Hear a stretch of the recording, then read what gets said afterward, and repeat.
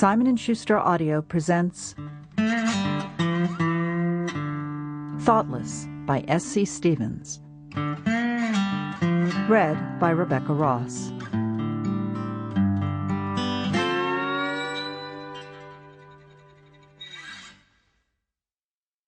Chapter 1. Meetings.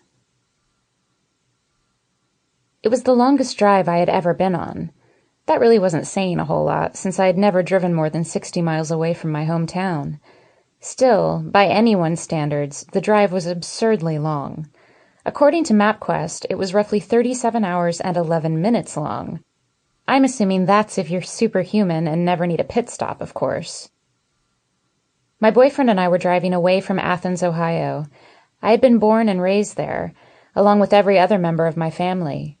It was never discussed among our little foursome, but it was a known-from-birth fact that my sister and I would be attending and graduating from Ohio University.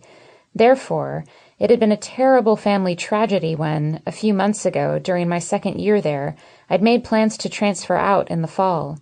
What had shocked them even more, if that were possible, was the fact that I was transferring nearly 2,500 miles away to Washington, more specifically, the University of Washington in Seattle. I had landed a pretty nice scholarship, though, and that had definitely helped to sway my parents. Helped, but only a little. Family gatherings were going to be colorful from now on. The reason for my transfer was sitting beside me, driving us away in his beat-up Honda. I looked over at him and smiled. Denny Harris.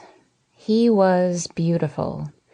I know it's not the manliest way to describe a guy, but in my head it was the adjective I used most often, and it fit him to a T.